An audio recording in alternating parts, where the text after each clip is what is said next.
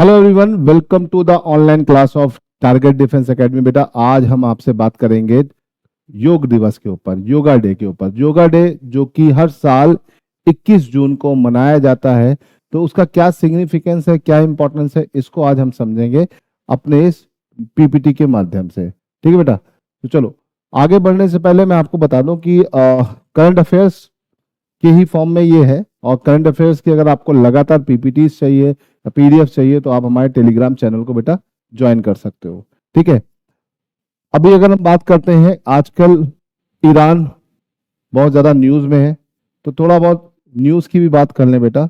तो ईरान आपका काफी न्यूज में है। ईरान की अगर हम बात करें तो ईरान पर यूएसए ने बॉम्ब गिरा दिया, जिसके चलते ईरान ने क्या किया, ठीक है, यूएसए ने इसके ऊपर एक ऑपरेशन लॉन्च कर दिया बेटा, operation midnight hammer. Midnight hammer, ठीक है। तो एग्जाम में आ सकता है, ये ऑपरेशन किससे संबंधित है? यूएस का ईरान पे ये ऑपरेशन है। इसके चलते ईरान ने क्या किया, ईरान ने, ठीक है, हॉर्मुज स्ट्रेट को, हॉर्मुज स्ट्रेट को बेटा क्या कर दिया, बंद कर दिया। अब इस स्ट्रेट के बंद होने से पूरी दुनिया में तेल की सप्लाई रुक जाएगी, है ना। हॉर्मुज स्ट्रेट की बेटा अगर हम बात करें तो ये ओमान और ईरान के बीच में है, याद रखिएगा। और जब भी हम स्ट्रेट की बात करते हैं, किसकी बात करते हैं बेटा, स्ट्रेट की, तो स्ट्रेट क्या होता है?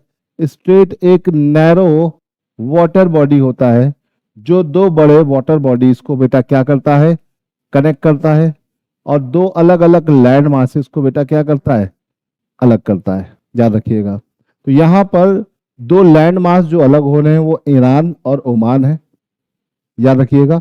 और जो दो वाटर बॉडीज कनेक्ट हो रहे हैं, वो एक वाटर बॉडी तो आपका पर्शियन सी है या पर्शियन गल्फ है, दूसरा आपका है गल्फ ऑफ ओमान, याद रखिएगा ऐसे।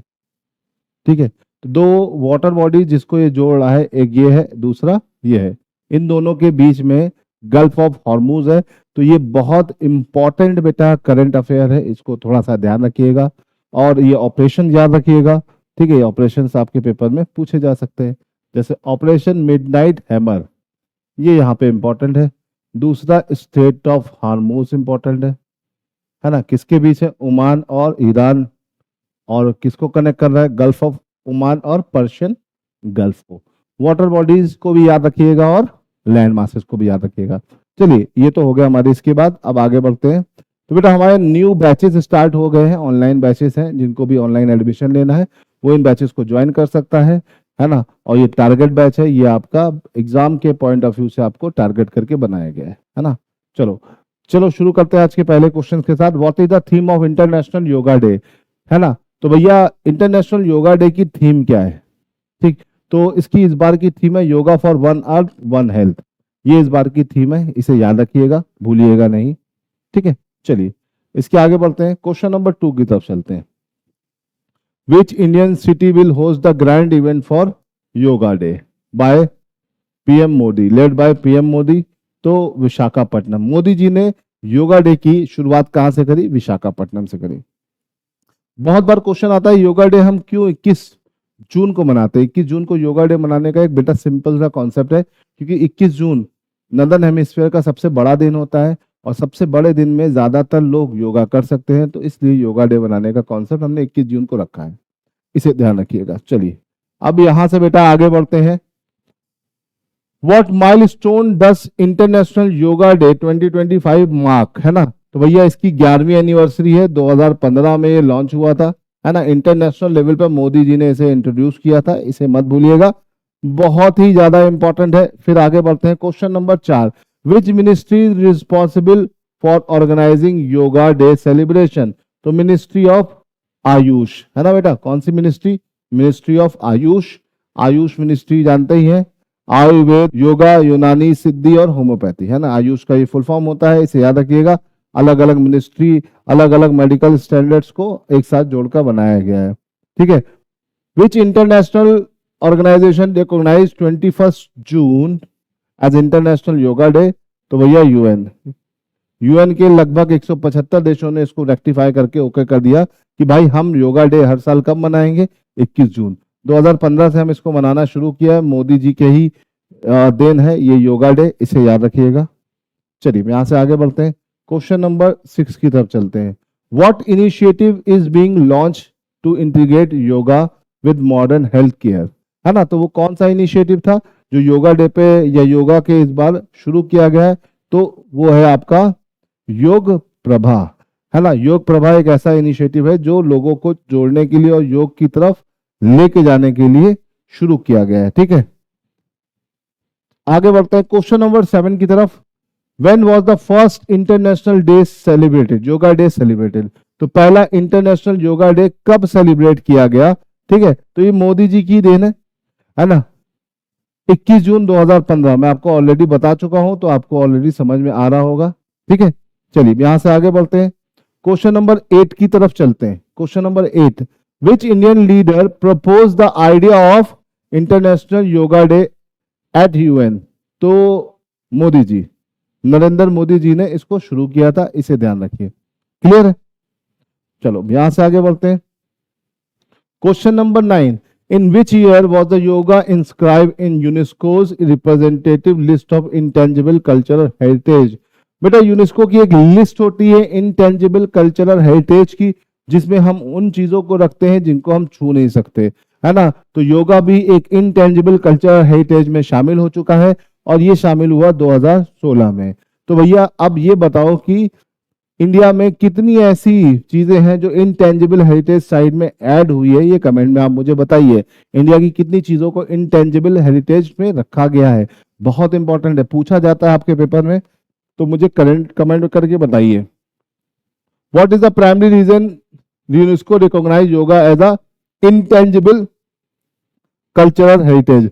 अब इसको इंटेंजिबल कल्चरल हेरिटेज में रखा है, तो यूनेस्को ने रखा है, तो क्यों रखा है ये जानना बहुत जरूरी है। तो भैया its contribution to mental, physical and spiritual wellbeing, ये इसका मेन मोटिव है, ठीक है। फिर आगे बढ़ते हैं बेटा क्वेश्चन नंबर नेक्स्ट की तरफ। Which traditional method was use to translate yoga knowledge historically? है ना, पुराने टाइम से हम योगा को जो ट्रेडिशनली प्रैक्टिस करते आ रहे हैं वो किस मेथड से है? तो गुरु शिष्य परंपरा से हमने इसको किया है ना। मास्टर प्यूपिल ट्रेडिशन ही होता है, योग सिखाने का सबसे अच्छा तरीका होता है, एक मास्टर होता है, गुरु होता है, बहुत सारे शिष्य होते हैं, और वो योग के अलग अलग कलाओं को सीखते हैं, ठीक है।